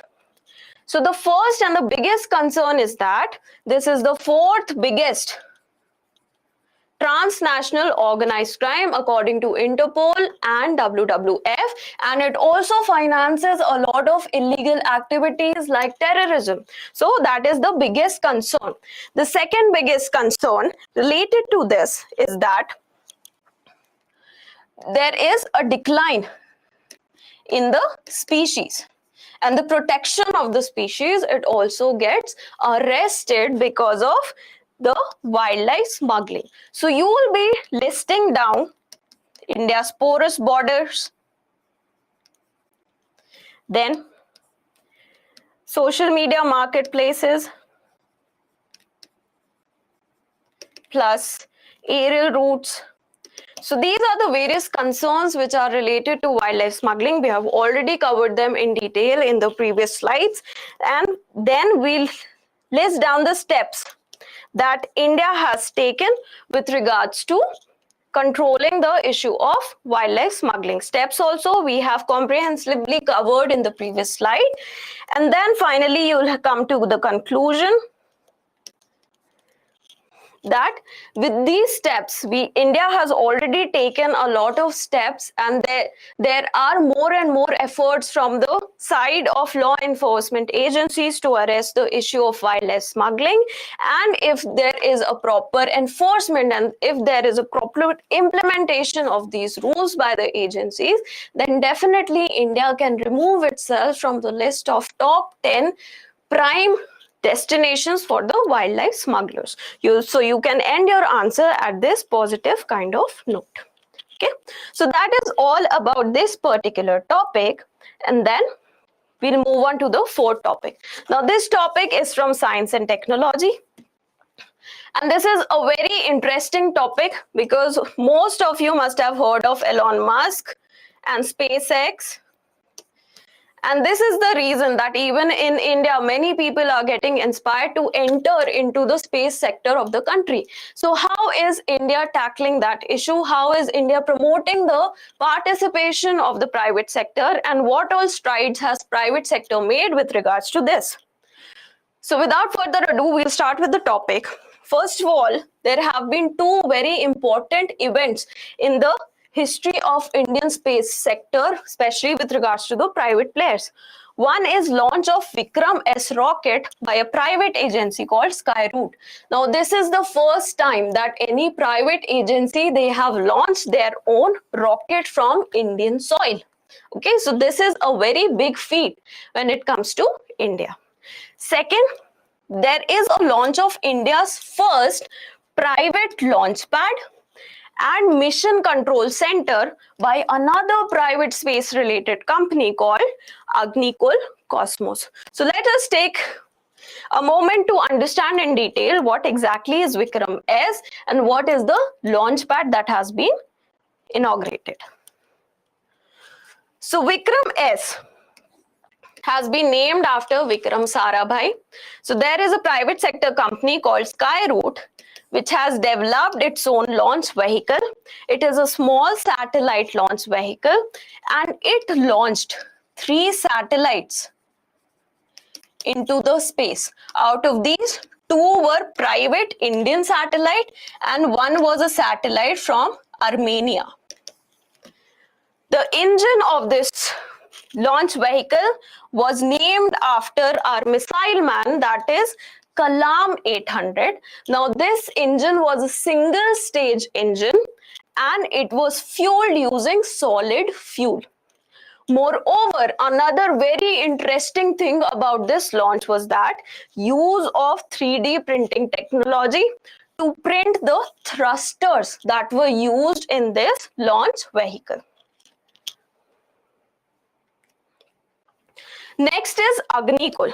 So there is this startup called Agnikul Cosmos that is incubated at IIT Chennai. So this startup, it inaugurated its own launch pad at Sriharikota, where in Satish Dhawan Space Center at Sriharikota, they inaugurated their own launch pad from where they launched their own rockets, right? So this is known as Agnikul Mission Control Center. Sorry. And apart from the launch pad, they also inaugurated their mission control center from where they'll be controlling all the activities of the mission. So why is this being done? Why is the launch pad and the mission control center inaugurated? Because Agnikul Cosmos, they also want to launch their own rocket called the Agni Ban rocket from this particular space launch pad. Now this Agniban rocket, it will also have a 3D printed thing attached to it. Now previously Skyroot used 3D printed thrusters. Agniban will use 3D printed engine. The entire engine will be printed using 3D technology and it will be known as Agni-Let. Now this Agni-Let engine will be semi-cryogenic. That is, it will partly use a cryogenic fuel, that is super cooled liquid oxygen, and apart from that it will use a liquid fuel, that is liquid kerosene. So this is about Agnikul and Agni-Let. So up until now, what has been the role of private sector when it comes to India's space program? So India's space program right now, it is the 6th biggest space program in the world. And we form 3.6% of the total space economy of the world. The biggest industry, space industry, is that of USA, which is 56.4%. So even though we are 6th in the rank, we are far behind USA. In 2019, the value of the total space industry of India was $7 billion, and it is expected to increase up to $50 billion by the year 2024. So this is the expectation. Also, up until now, the private sector was only involved in providing the various components to ISRO. They did not launch any spacecrafts. They did not launch their own satellites. They were just providing equipment to ISRO. And the launch programs, they were mainly monopolized by ISRO itself. So the private sector was not at all involved in the launch programs. So for that, government has been taking a lot of steps in order to tap this very much growing industry, that is space industry.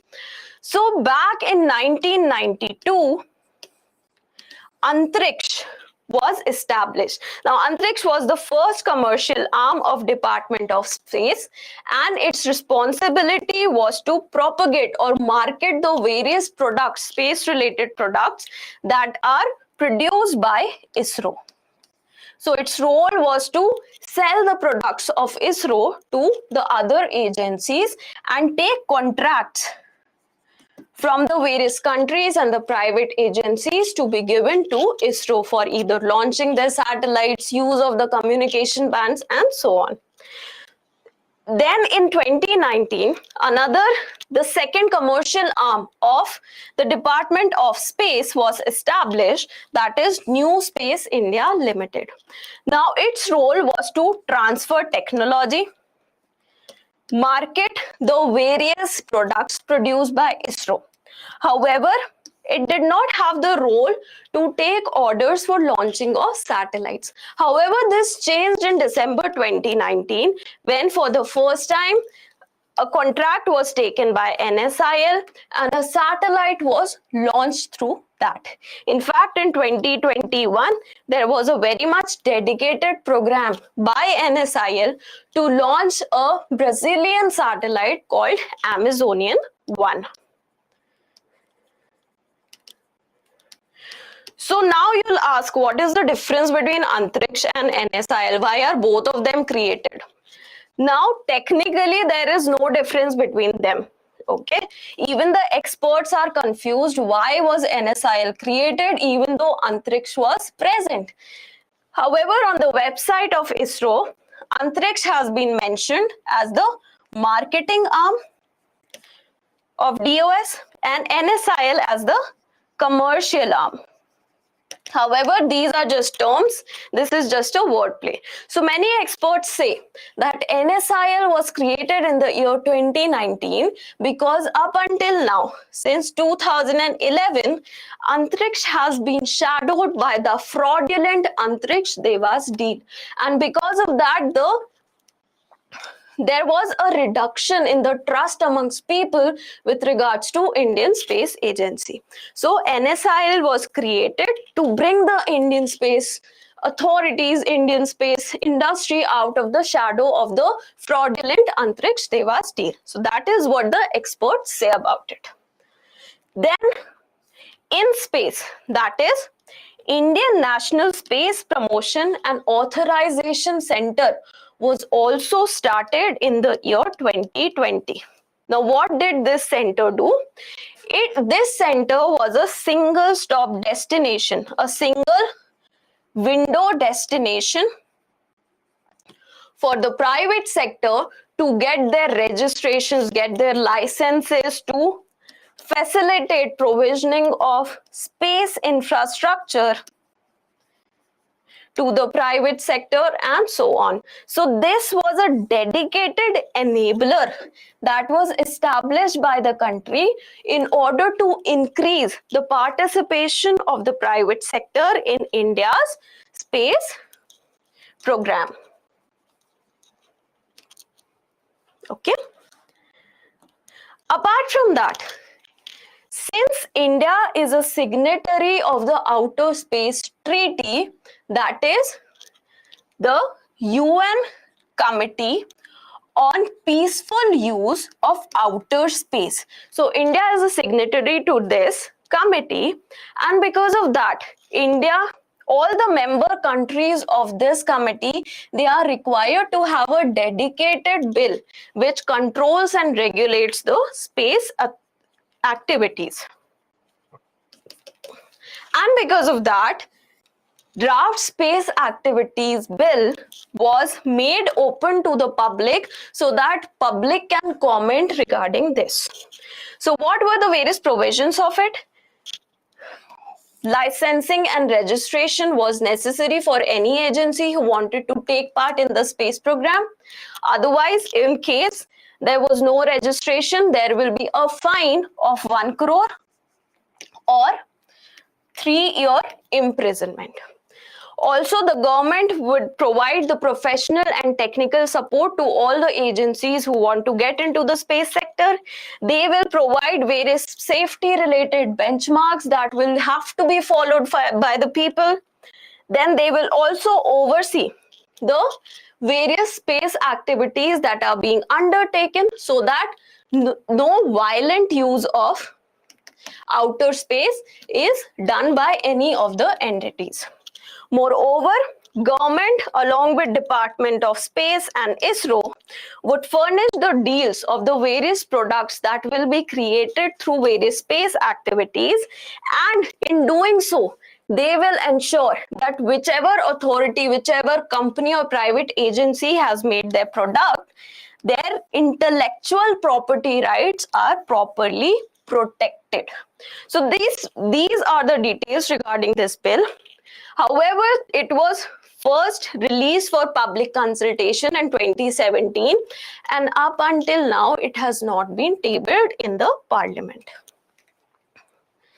Then what about FDI in space?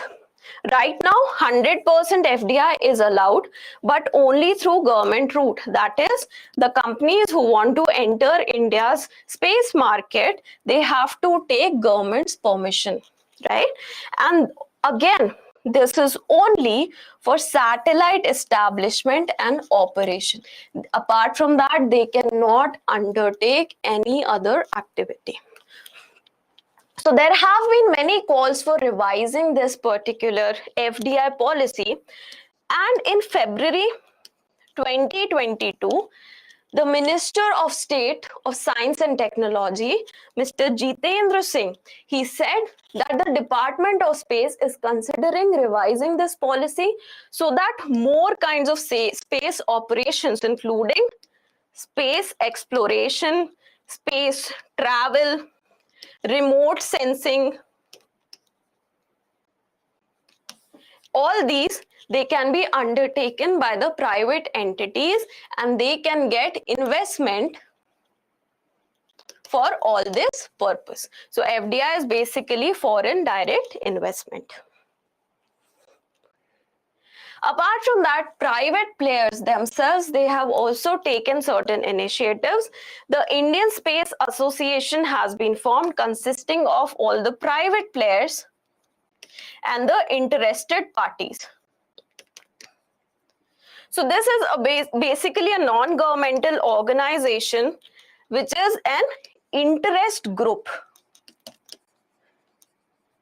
So they will suggest to the government and they will try to bring forward the opinions of the private players so that the government is aware about what all they need. So it is an interest group, just like Society of Indian Automobile Manufacturers or Retailers Association of India. So it is basically just an interest group of all the parties that are interested in space activities. So what has been the result with regards to this? India has initiated a lot of policies. They have made various agencies to promote private sector. And because of that, since 2021, that is between March 2021 to 2022, the private funding in space sector, it has tripled. Take an example. There is a Bangalore-based space startup called Pixel, which raised $25 million in its one round of funding. Similarly, Skyroot, they gained $50 million of funding, and Agnikul, they are also in talks with various agencies to get up to $40 million of funding. Moreover, 75 private space sector entities, they have been registered under the Startup India program.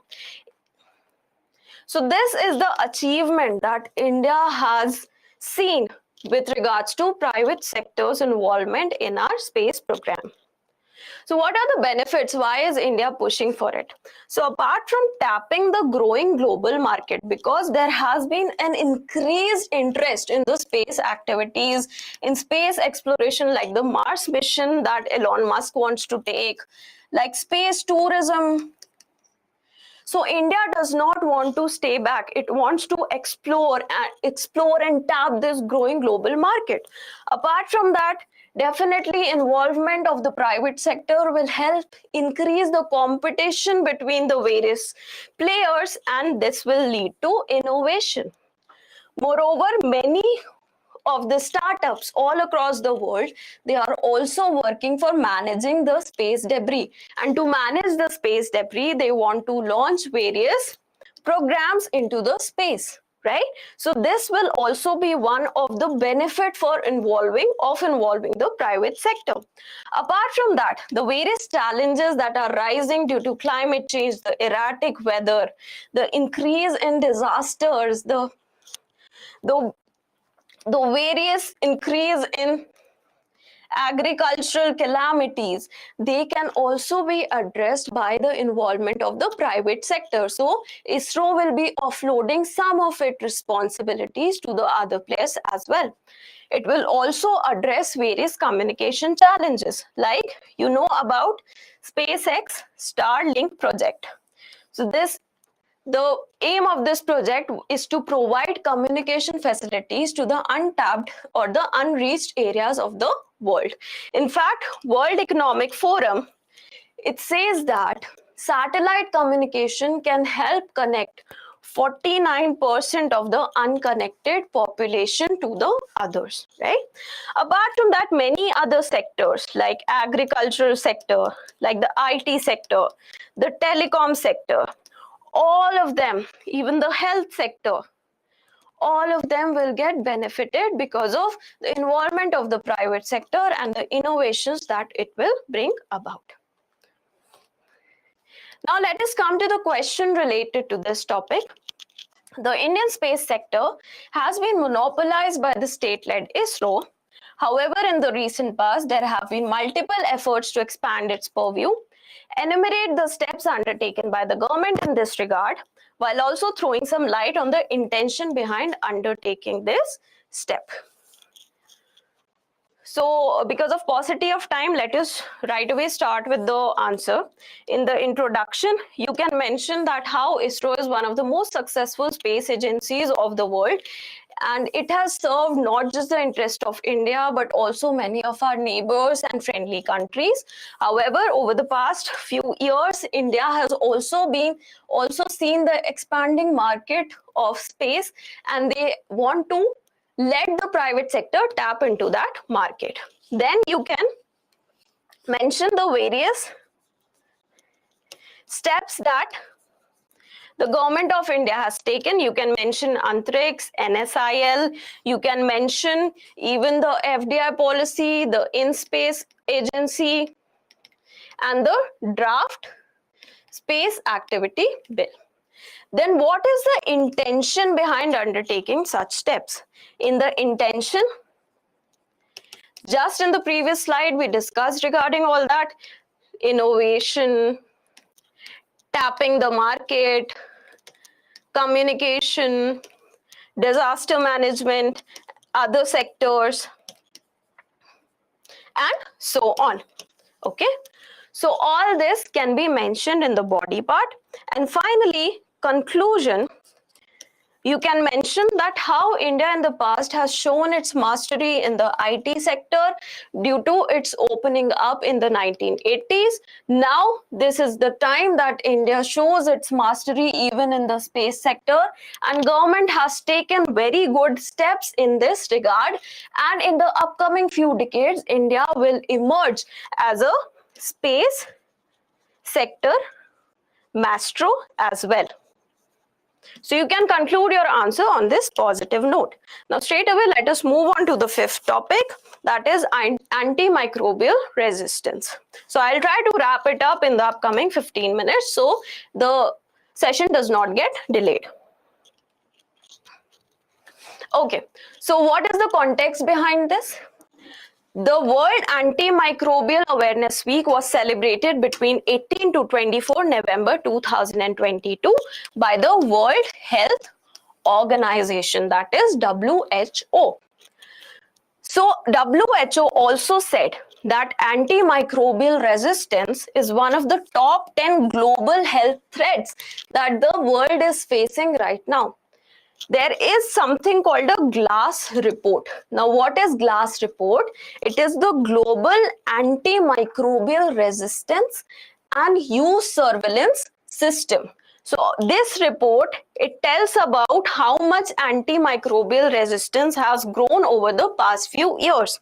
So, according to this report, it has been found that over 50% of the bacteria are now resistant. And which bacteria are they talking about? The common bloodstream infection causing bacteria. The very common bacteria like the tetanus bacteria, they are now resistant towards the first line of antibiotics. Okay, so because of that, there is a need to use the higher level of antibiotics. Also, over 60% gonorrhea patients. Gonorrhea is a sexually transmitted infection which can be easily cured using a medicine called ciprofloxacin. However, it has been found out that 60% of the patients, they are now resistant to this particular drug. Moreover, many infections due to bacteria like E. coli, like gonorrhea, like salmonella, in the past 5 years, that is 2017 to 22, these infections have increased by a factor of 15%. That is a considerable increase. So what is it? What is antimicrobials? What are antimicrobials? So these are the various medicines that are used to cure microbial infections like antibiotics, for bacterial infections, antivirals for viral infection, antifungals for fungal infection. So these are the medicines which are used to cure these infections. So why does the resistance occur? Now, usually this is a very natural process. Every species, it tries to adapt itself, tries to evolve itself in order to live more. So it evolves itself against any dangers. So similarly, with regards to microbes, they are trying to evolve themselves in order to live a longer life. So this resistance has been occurring because of that.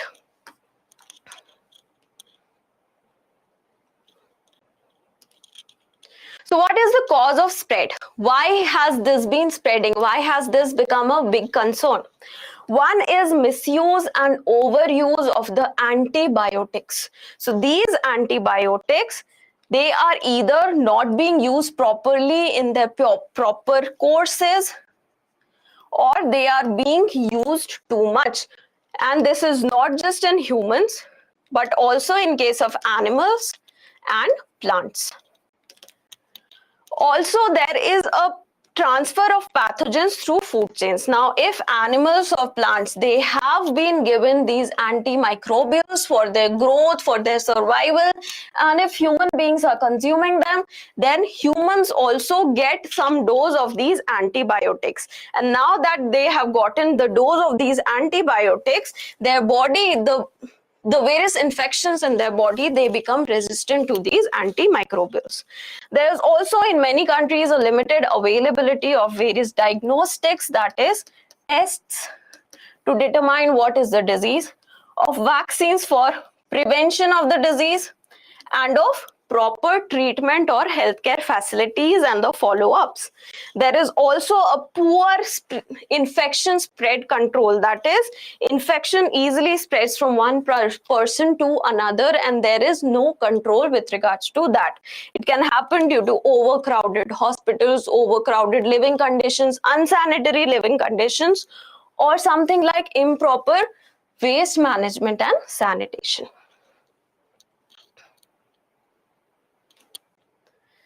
So why is this a concern? Why is antimicrobial resistance a concern? So antimicrobial resistance, I'll just repeat, the microbes, they get resistant towards the various drugs that are being given to the humans to kill them. So instead of getting killed by them, they are not at all affected by these drugs. So that is antimicrobial resistance. So it is a concern because every year 5 million deaths are occurring because of that. Just in 2019, there were direct 1.27 million deaths and indirect 4.95 million deaths associated to this. Also, this can make very common diseases like tuberculosis very deadly, because the basic medicines that are used to treat tuberculosis are now not effective on that particular patient. The healthcare cost also increases because the time taken for the person to cure, it increases. Also, since higher level of antimicrobials are to be used, the base level antimicrobials, they are not effective on that person. So higher level of antimicrobials are used, which are also costly. AMR is antimicrobial resistance. Also, with regards to new antimicrobials, it is not a very easy process to develop them. There is a very high failure rate and a very high cost that is involved in development of new antimicrobials. So not many companies are interested in developing them. So since they will not be developed because no one is interested in developing them, then once the microbes, they are resistant to the highest available medicine, what after that? They will become superbugs, and anyone who will get affected by that particular microbe will die. There is also recently the news regarding emergence of zombie viruses or new type of viruses that are emerging due to climate change. So the ice caps are melting and the dead bodies of the ancient plants and animals, they are coming up, and there are many pathogens which are also coming into the environment because of that. Also, this affects our efforts towards achieving the sustainable development goals. So how does it affect? And what all SDGs it's affecting? SDG 1, that is no poverty, because there is an increase in the healthcare cost. Zero hunger, because due to antimicrobial resistance, the livestock production in many of the low-income countries has been reduced. By 2030, there will be a 7% loss in the productivity, especially in the low-income countries. So the people will not have food to eat. Good health and well-being, this is very easy to understand that how this will be affected. Moreover, the ability for decent work and economic growth will also get impacted, because according to studies, AMR will be responsible for losses up to $3.4 trillion by the year 2030 itself. Moreover, our goal to reduce inequalities between the countries, between the people, will also be affected because of increase in the healthcare cost and the research cost. So the rich countries, they'll be able to conduct the researches and develop medicines and vaccines for the population, while the poorer countries won't be able to do the same. So these are some examples of AMR, antimicrobial resistance. The Mycobacterium tuberculosis, that is the tuberculosis bacteria, has now become resistant to a lot of the medicines used for curing the particular disease. For example, multi-drug resistant TB. It is now this bacteria, it is now resistant to isoniazid. That is the first line of treatment for TB, and the fatality rate thereby has increased to almost 20 to 50% in case a person gets MDR TB. In extensively drug-resistant TB, not only the bacteria is resistant to this, it is also resistant to even higher drugs and injectables like amikacin. And because of that, the mortality rate in this case is up to 80%. Moreover, E. coli, that causes stomach infections, it has started releasing the NDM1 enzyme, New Delhi metallo beta enzyme, and because of that, that has also become resistant to the highest level of antibiotics known to human beings. And this is now known as a super bug. So what is India's situation? India is highly susceptible to AMR according to various studies. Why? Because of the troika of low literacy level. People are not aware of when they have a disease. Low healthcare penetration, even if they have a disease, they do not have any proper doctor they can go to. They instead ask the pharmacist or the quack doctors for any kind of treatment, and there is no follow-up. So if I have TB and I take the medicine for 5 days, I feel better, I'll stop taking the medicine. Even though the duration of the medicine is 30 days, just because I'm feeling good in 5 days, I'll stop taking the medicine. So the microbes inside me, they have not died, they have just weakened. Now they'll grow again. So my disease will not get treated. There is also an easy availability of antibiotics in India over the counter, and because of that, there is an extensive misuse and overuse. In fact, there is an antibiotic called colistin that used to be used in the poultry sector for increasing the growth of the animals, increasing the growth of the chickens, and this used to enter the human food chain. And even though I don't want to consume the antibiotic, if I'm consuming that particular chicken, then that antibiotic will enter my body. Also, there has been an ICMR study according to which there has been an increase in drug-resistant pathogens in India. In fact, a large population of India is now resistant to highest level antibiotics known as carbapenem. Okay. So what is the global action plan? How is WHO trying to address this issue?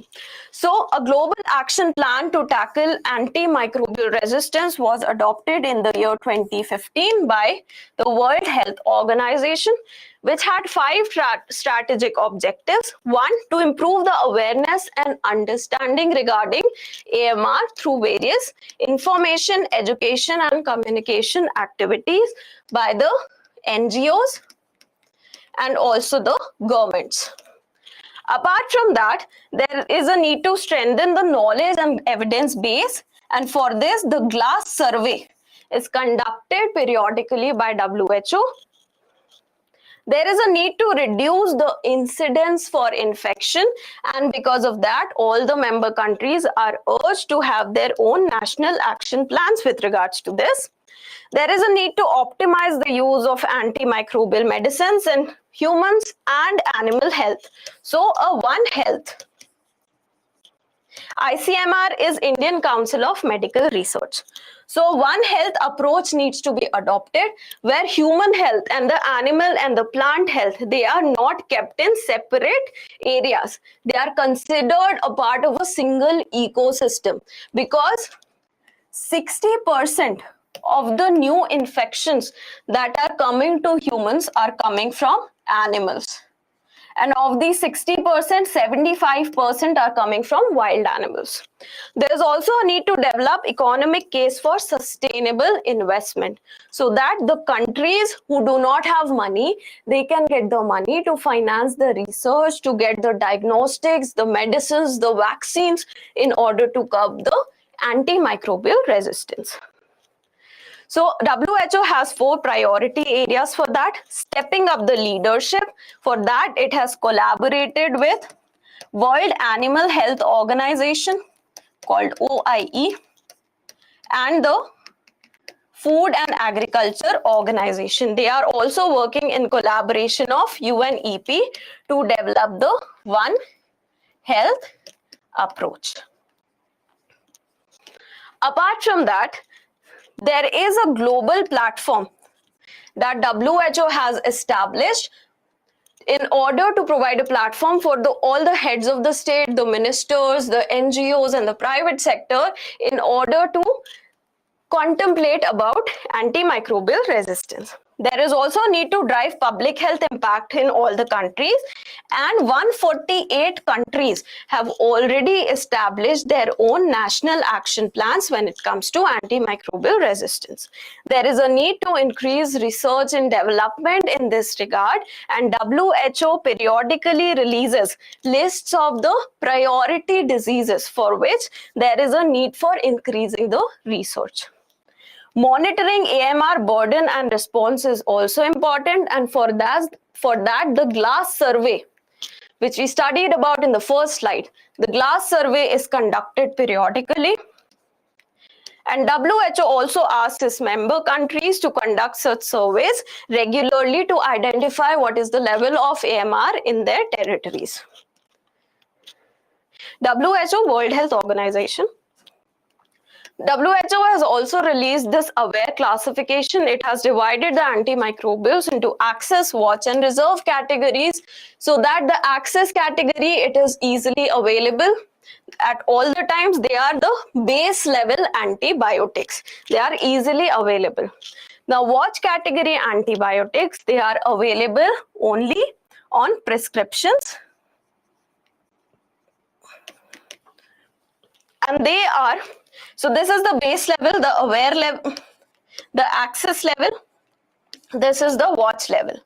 So this is the base level or the base type of antimicrobials. Above that are the watch category antimicrobials, and above that are the reserve category. These are the highest category of antimicrobials that have been developed by the humans, and it should be ensured that they should not be used in a very relaxed manner. AWARE is a acronym for Access, Watch and Reserve. India's response to antimicrobial resistance has been quite good because India has already since 2010 identified this problem, and just 2 years after the global action plan was adopted, we adopted our own national action plan on antimicrobial resistance. In fact, the Indian Council of Medical Research has its own antimicrobial surveillance network, which includes a network of various hospitals and clinics, and they give continuous information to ICMR regarding the cases of AMR within their institutions. ICMR has also taken a lead in research and global collaborations to address the issue. We are already collaborating with Germany and Norway with regards to antimicrobial resistant related research. There is also something called Antibiotic Stewardship Program by the ICMR, which is a pilot program consisting of 20 tertiary care institutes to regulate the use of high-level antibiotics so that antimicrobial resistance does not occur in the people. Finally, there is also 40 inappropriate fixed drug combinations that have been banned in India by the DCGI. Also, colistin, which is an injectable antibiotic, it has been banned as a growth promoter in the poultry industry. There have been regular outreach and IEC activities by National Center for Drug Control and various other agencies that are involved in the healthcare sector of the country. Moreover, there are certain Schedule H1 drugs that include the third and the fourth, that is the highest two categories of the antimicrobials, plus some TB medicines and some habit-forming drugs that cannot be sold to any person without a proper prescription. And the pharmacists, they have to note down the names of the people who have been sold these drugs. There was also a Delhi declaration on AMR. This was simultaneous, the same day, the same event where the National Action Plan on AMR was released. Delhi Declaration was also released, and according to this declaration, various ministries, Ministry of Health, Ministry of Science, Ministry of Agriculture, Ministry of Water, and all the ministries, they came together, they signed this together in April 2017 and committed to the One Health approach. That is, not treating the health of the human beings, animals, and the plants in separate manner. This all has to be treated in a same manner. So, this declaration also urged the state governments to have their own action plans with regards to AMR, and because of that, 3 states, that is Kerala, Madhya Pradesh, and Delhi, they now have their own action plans, state action plans against antimicrobial resistance. So that is all about this particular topic. So let us go to the mains question. I hope this has been clear to everyone.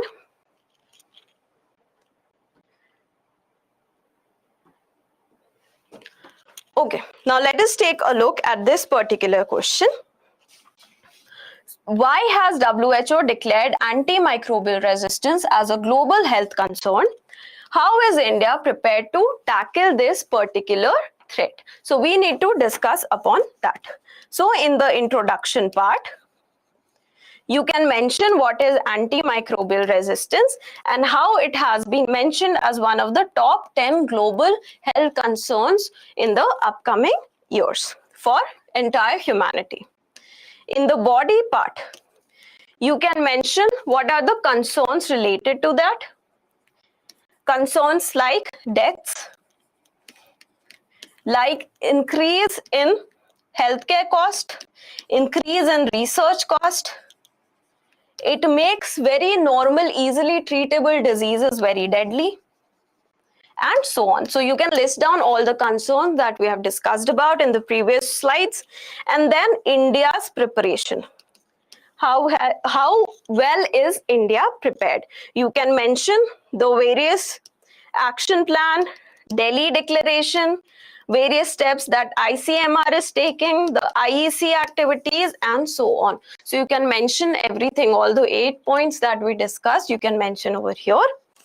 And then you can also mention that India is also a part of WHO, and we are working in collaboration with many other nations in order to curb this issue of antimicrobial resistance. So you can end your question or your answer on this front. So that is all about this particular session. So if you want a short summary of this, I would just say that WHO has called it as one of the top 10 health concerns, and because of that, they have urged all the countries to have their own national action plan, work in collaboration with each other so that the research could be enhanced in this sector so that this health threat, it can be reduced. So that is all about it. So that is all the 5 topics. I'm really sorry for overshooting the time by 20 minutes. So I hope you were able to understand most of the topics.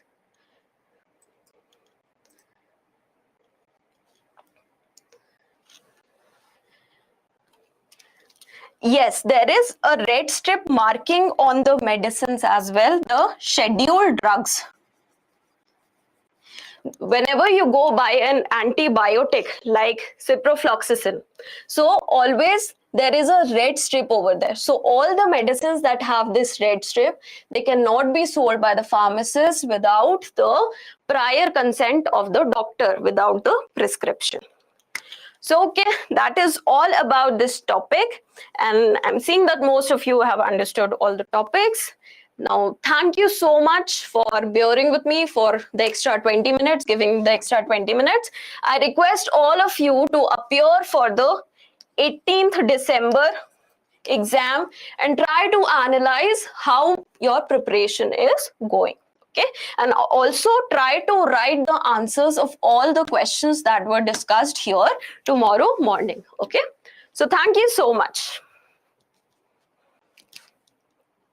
and good night.